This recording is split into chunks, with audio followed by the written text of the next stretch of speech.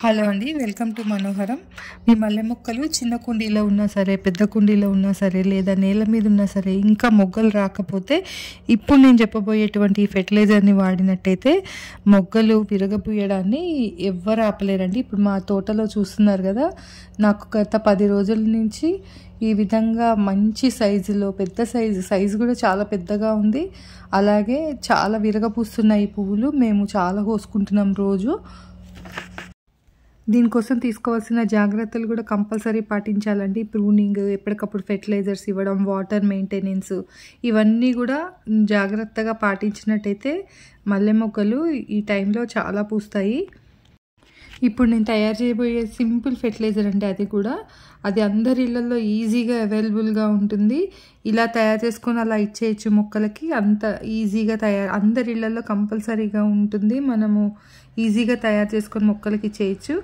అయితే ఈ ఫెర్టిలైజర్స్ ఏవి ఇచ్చినా సరే కంపల్సరీగా కొన్ని విషయాలు అయితే గుర్తుపెట్టుకోవాలండి. అవి కూడా ఒకసారి ఎవరైనా కొత్తగా చూస్తున్నట్టయితే వారు ఇంతకుముందు చెప్పిన విషయాలే ఇంకొకసారి చెప్తాను. చెప్పిన తర్వాత ఆ ఫెర్టిలైజర్ ఏంటో కూడా చెప్తా నేను. మల్లె మొక్కల్ని ఫిబ్రవరి 2nd వీక్ వరకు ప్రూనింగ్ చేసేసుకోవాలండి. మీలో ఇంకా ఎవరైనా సరే ప్రూనింగ్ చేసుకోకపోయినట్టయితే వెంటనే చేసేసుకోండి. చేసుకున్నట్టయితే ఇలా మంచి మంచి పువ్వులు అనేవి మనం తీసుకోవచ్చు. ప్రూనింగే ఇంపార్టెంట్ అండి.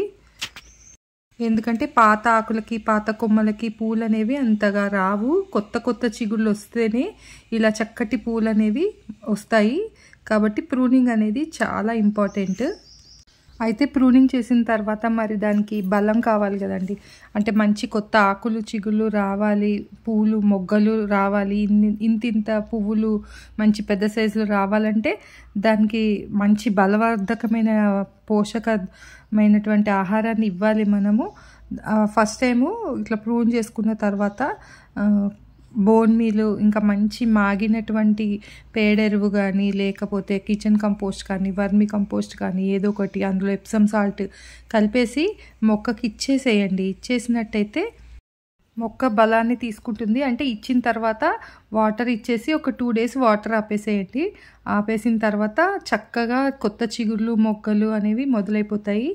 ఇక్కడ మీరు చూస్తున్నారు కదా, నేను పూలన్నీ కోసేసిన తర్వాత ఈ విధంగా కింద ఉంటుంది కదండి ఈ పార్ట్ని తీసేయాలి. తీసేస్తేనే మళ్ళీ మొక్కకి కొత్త పువ్వులు రావడానికి బలం అనేది సరిపోతుంది. లేకపోతే ఎనర్జీ అంతా కూడా ఇది తీసేసుకుంటూ ఉంటుంది. అంటే అది మళ్ళీ ఎండడానికి, రాలిపోవడానికి తీసుకుంటూ ఉంటుంది.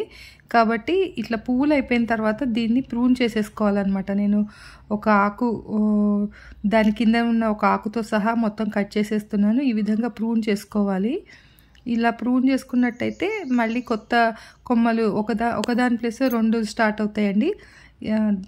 అలా అవ్వడం వల్ల మనకి పూలు అనేవి మళ్ళీ రావడం స్టార్ట్ అవుతాయి. చూస్తున్నారు కదా ఎన్ని పూలు పూసాయో నాకు. ఇవన్నీ కూడా రోజు పూస్తున్నటువంటి పూలండి. ఇది ఎప్పటికప్పుడు నేను కట్ చేసేసుకుంటున్నాను. అప్పుడు నాకు మళ్ళీ కొత్త చిగుళ్ళు వస్తూ ఉంటాయి. అయితే మళ్ళీ మనము ఇలా వచ్చిన తర్వాత వాటర్ అనేది కూడా మెయింటైన్ చేసుకుంటుండాలండి. ఎప్పుడు తేమ అనేది, ఒకసారి చిగుళ్ళు వచ్చి పువ్వులు స్టార్ట్ అయిన తర్వాత తేమ అనేది ఎప్పుడు మెయింటైన్ అయ్యేటట్టు చూసుకోవాలి. తేమ అనేది ఆ మట్టిలో ఉండేటట్టు చూసుకోవాలి. అలా అని వాటర్ ఎక్కువ అంటే నిలవ ఉండిపోకూడదు. అంటే వెల్ డ్రైన్ సాయిల్ అయి ఉండాలి. అప్పుడు పువ్వులు అనేవి చక్కగా విచ్చుకుంటాయి అన్నమాట. మల్లె మొక్కలు హెవీ ఫీడర్స్ అండి. వాటికి ఎప్పటికప్పుడు ఫెర్టిలైజర్స్ అనేవి ఇస్తూ ఉండాలి. నేను ఆల్రెడీ చాలా వీడియోస్ పెట్టడం జరిగింది. మీరు చూడండి ఆ వీడియోస్ అన్నీ కూడా. ఇప్పుడు కూడా నేను ఇంకో ఫెర్టిలైజర్ ఇస్తున్నాను. ఇప్పుడు ఇదంతా కత్తిరించేస్తున్నాను కాబట్టి మళ్ళీ కొత్త చిగుళ్ళు, కొత్త పువ్వులు రావడానికి దానికి ఎప్పటికప్పుడు బలం అనేది అవసరము. ఇస్తూ ఉండాలి. ద్రవ రూపంలో కానీ, ఘన రూపంలో కానీ ఇస్తూ ఉండాలి. అలాగే ఇట్లా ప్రూన్ చేసుకునేటప్పుడు ఇంకో జాగ్రత్త ఏం తీసుకోవాలంటే, మనం వాడేటువంటి టూల్స్ అండి. ఆ టూల్స్ కూడా క్లీన్గా ఉండేటట్టు చూసుకోవాలి. లేకపోతే మళ్ళీ వేరే దానికి ఏదైనా ఇన్ఫెక్షన్ ఉన్న దానికి వాడి మళ్ళీ వీటికి వాడినట్టయితే దీనికి అవి అటాక్ అయ్యే ప్రమాదం ఉంటుంది. కాబట్టి ఏదైనా డెటాల్తో కానీ, వాడే ముందర డెటాల్తో కానీ, హైడ్రోజన్ పెరాక్సైడ్లో కానీ అట్లా క్లీన్ చేసుకోవాలి. క్లీన్ చేసుకొని వాడుకోవాలండి. ఈ పాత ఆకుల్ని కూడా కొంతవరకు తీసేసుకొని మళ్ళీ ఆ మొక్క మొదల్లోని ఆకుల్ని వేసేసినట్టయితే ఆ బలం అంతా కూడా ఆ మొక్కలకి అందుతుంది మళ్ళీ. ఇప్పుడు ఇంకా ఫెర్టిలైజర్ ఏంటో చూద్దాము, తయారు చేసుకుందామండి. ఇక్కడ నేను పుల్లటి మజ్జిగ తీసుకున్నానండి. ఈ పుల్లటి మజ్జిగలో నైట్రోజన్, ఫాస్ఫరస్, పొటాషియం, కాల్షియం ఇంకా లాక్టిక్ యాసిడ్ లాంటి మంచి మంచి గుణాలు ఉంటాయి. అలాగే ఇక్కడ నేను బియ్యపిండి తీసుకున్నాను. బియ్యపిండిలోని ఫాస్ఫరస్, కార్బన్ ఇంకా శక్తి అన్నీ కూడా మన మొక్కకి మంచి న్యూట్రిషన్ బూస్టర్ లాగా యూజ్ అవుతుంది. ఈ రెండింటిని కలిపి ఇప్పుడు ఒక మంచి ఫెర్టిలైజర్ని తయారు చేసుకొని మొక్కకి ఇవ్వాలి. ఇది ఇవ్వడం వల్ల మనం రోజు బియ్యం కడిగిన నీళ్ళు ఇస్తుంటాం కదా, వాటిల్లో ఎంత పోషకాలు ఉంటాయో ఇప్పుడు అంత పోషకాలు మనం మొక్కలకు అందించవచ్చండి. చూసారు కదా, ఈ 2 సింపుల్ ఇంగ్రీడియంట్స్ తోటి ఇప్పుడు మనము తయారు చేసుకుందాము ఫెర్టిలైజర్ని. ఈ 2 కూడా అందరి ఇళ్లలో ఈజీగా ఉండేదే. నేను ఇక్కడ అరకప్పు పుల్లటి మజ్జిగ తీసుకున్నాను, అంటే 2-3 రోజుల నుంచి పులుస్తుంది అది.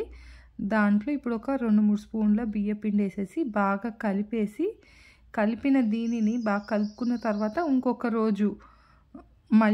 రోజు కలిపిన తర్వాత దీన్ని పక్కకు పెట్టేసానండి. మూత పెట్టి పక్కకు పెట్టేసినట్టయితే అది ఇంకా మంచిగా పులుస్తుంది. అలా ఫర్మెంట్ అయిన దాంట్లో ఇంకా మొక్కకి మంచి చేసే చాలా బ్యాక్టీరియాలు అనేవి వృద్ధి చెందుతాయి. అవి మంచి రూట్స్కి, బలమైన రూట్స్ని తయారు చేయడానికి, ఆరోగ్యవంతమైన ఆకులు రెడీ అవ్వడానికి, అలాగే మంచిగా పువ్వులు బాగా రావడానికి అన్నిటికీ కూడా యూజ్ అవుతుందండి. నేను ఆల్రెడీ కలిపి పెట్టుకున్నానండి ఈ పేస్ట్ని. ఇందాక మీకు ఏ విధంగా చూపించానో అరకప్పు పెరుగులో 4 స్పూన్ల బియ్యపిండి వేసి ఎలా నానబెట్టుకున్నానో అదే సేమ్ అలాగే తయారు చేసి పెట్టుకున్నాను. దీనిని ఇప్పుడు ఒక బకెటెడ్ వాటర్లో మంచిగా కలిసేటట్టుగా కలిపేసుకుంటున్నానండి. ఇందులో ఈ పుల్లటి మజ్జిగ చాలా బాగా యూజ్ అవుతుందండి. ఇప్పుడు ఫ్లవర్స్ రావడానికి చాలా బాగా యూజ్ అవుతుంది. దీనిలో నైట్రోజన్, కాల్షియం, ఫాస్ఫరస్ అన్నీ ఉంటాయి కదా, అవి చాలా మొక్క బలంగా పెరగడానికి, రూట్స్ నుంచి వచ్చే ఫ్లవర్స్ దాకా బలంగా పెరగడానికి చాలా బాగా యూజ్ అవుతుంది. ఈ బియ్యపిండిలో మనము బియ్యం కడిగిన వాటర్ ఇస్తుంటాం కదా రెగ్యులర్గా, అందులో ఎన్ని పోషక విలువలు కలిగి ఉంటుందో ఇప్పుడు ఈ బియ్యపిండిని మనం ఈ విధంగా తయారు చేసి ఇవ్వడం వల్ల అలాంటి పోషకాలన్నీ మొక్కకు అందించినట్టు అవుతుంది. బియ్యం కడిగిన వాటరు రోజుకి కొన్ని వస్తాయి మనకి, అప్పుడు మనము కొన్ని మొక్కలకి అందించగలము. ఈ విధంగా చేసి మొక్కలకి ఇచ్చినట్టయితే మనం ఎంతైనా తయారు చేసుకోవచ్చు. అన్ని మొక్కలకి ఇవ్వచ్చండి ఇది.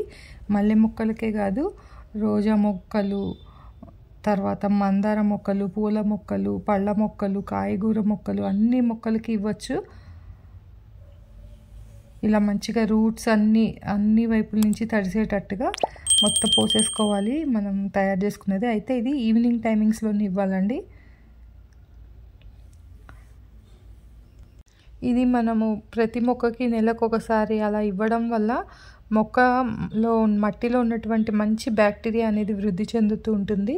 అప్పుడు మొక్కకి అన్ని పోషకాలు అందుతూ ఉంటాయి. దాని ద్వారా మొక్క గ్రోత్ బాగుంటుంది. పూలు అనేవి చాలా ఎక్కువ సంఖ్యలో పూస్తాయి అన్నమాట. ఇలాంటివి ఇవ్వడం వల్ల మొగ్గలు అనేవి చాలా ఎక్కువ స్థాయిలో వస్తాయి. అలాగే పువ్వుల సైజు కూడా చాలా బాగా పెరుగుతూ ఉంటుంది. ఇది ఇవ్వడం వల్ల మట్టిలో జీవం పెరగడం వల్ల మనము కూరగాయ మొక్కలకు కానీ పళ్ళ మొక్కలకు కానీ ఇచ్చినా కూడా వాటి సైజు కూడా చాలా బాగా పెరుగుతుందండి. ఇలాంటి ఫెర్టిలైజర్స్ ఇవ్వడం వల్ల ఇప్పుడు పువ్వుల మొక్కలకు ఇవ్వడం వల్ల పువ్వులు కూడా మంచి పరిమళం అనేది కూడా ఎక్కువ అవుతుంది.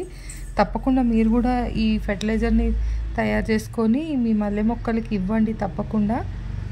ఇది చూస్తున్నారు కదా ఎంత మంచి సైజులో ఇలాంటి రకరకాల ఫెర్టిలైజర్స్ నేను ఎప్పటికప్పుడు ఇస్తుండడం వల్లనే నాకు ఇంత మంచి పువ్వుల్ని నేను తీసుకోగలుగుతున్నాను. మీరు కూడా తప్పకుండా ఈ ఫెర్టిలైజర్ని తయారు చేసుకొని ఇవ్వండి మొక్కలకి.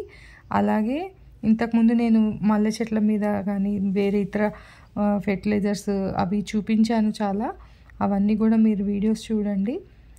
చూసి వీడియో నచ్చినట్టయితే ఛానల్ని సబ్స్క్రైబ్ చేసుకోండి. ఈ వీడియోకి ఒక లైక్ చేయండి. Thank you for watching.